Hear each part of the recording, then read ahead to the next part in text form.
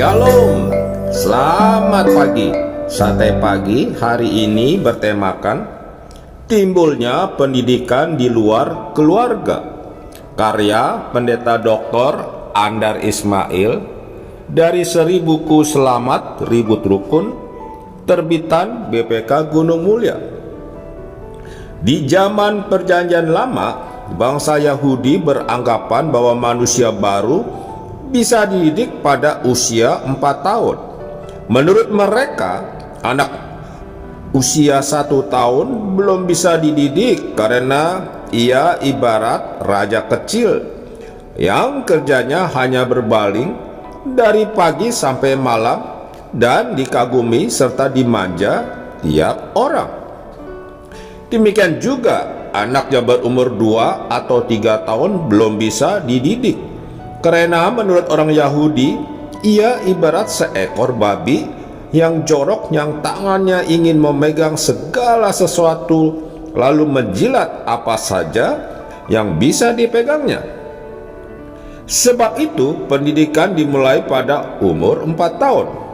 Pada umur ini seorang anak sudah mulai bisa berbicara dengan baik, dan orang Yahudi beranggapan bahwa yang pertama-tama perlu diajarkan seorang ayah kepada anaknya yang baru bisa berbicara adalah pengakuan percaya yang berbunyi, "Dengarlah hai orang Israel, Tuhan itu Allah kita, Tuhan itu Esa.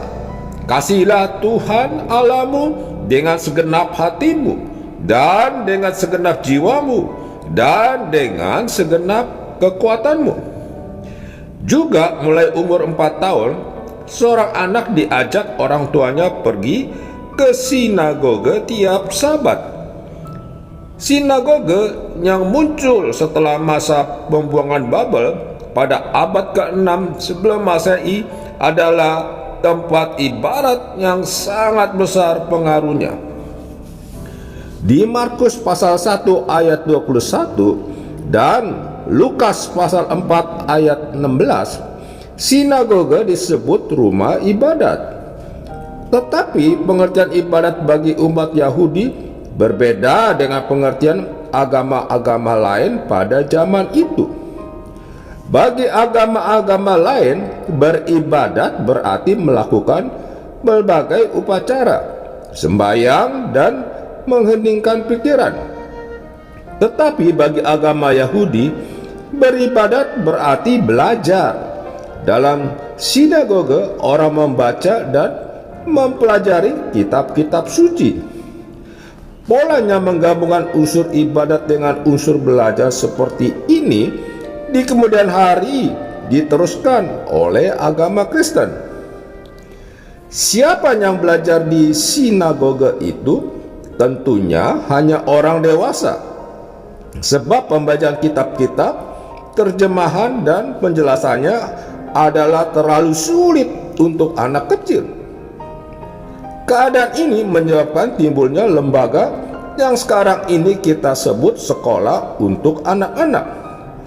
Sekolah di zaman Perjanjian Lama yang pertama diduga timbul 75 tahun sebelum kelahiran Tuhan Yesus. Tingkat dasarnya disebut Beth HaSefer, yang berarti rumah buku. Yang dimaksud dengan buku adalah kitab-kitab Taurat. Sekolah lanjutannya disebut Beth HaMidrash, yang berarti rumah belajar.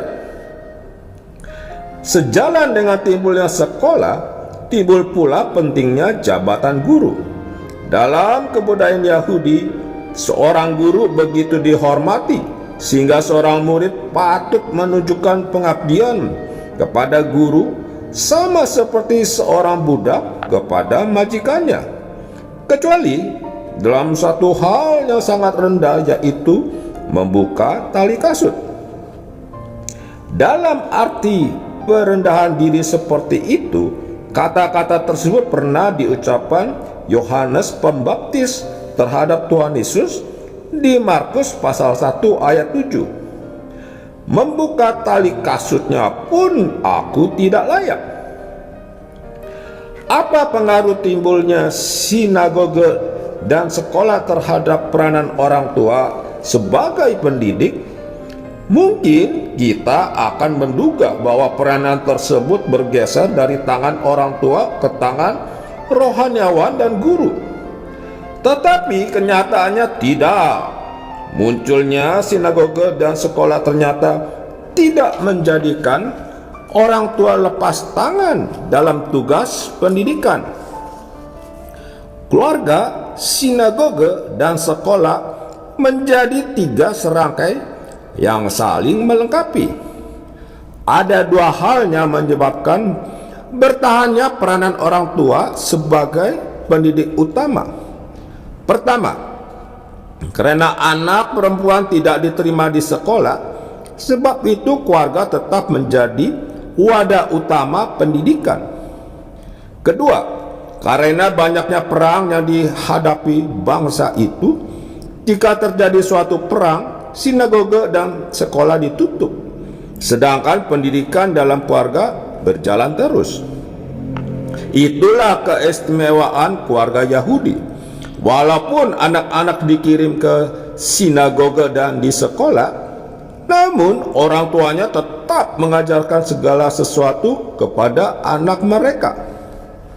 Dan yang dimaksud dengan orang tua adalah baik ayah maupun ibu, sebagaimana kita baca dalam Amsal pasal 1 ayat 8. Hai anakku, dengarkanlah didikan ayahmu dan jangan menyanyiakan ajaran ibumu. Apa faedah dari pendidikan yang terjadi secara sinabung dalam keluarga Yahudi? Faedah yang tampak mencolok adalah keberhasilan bangsa itu dalam mewariskan nilai-nilai budaya dan agamanya.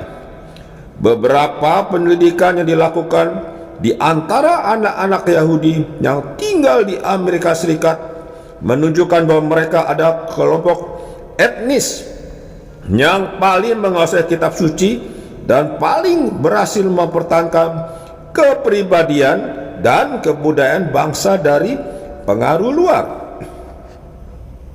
Keluarga Yahudi menjalankan tugas seperti yang tertulis di Mazmur pasal 78 ayat 5 dan 6 yang mengatakan, telah ditetapkannya peringatan di Yakub dan hukum Taurat diberikannya di Israel. Nenek moyang kita diperintahkannya untuk memperkenalkannya kepada anak-anak mereka, supaya dikenal oleh angkatan yang kemudian, supaya anak-anak yang akan lahir kelak bangun dan menceritakannya kepada anak-anak mereka, supaya mereka menaruh kepercayaan kepada Allah dan tidak melupakan perbuatan-perbuatan Allah, tetapi memegang perintah-perintahnya. Amin. Mari kita berdoa.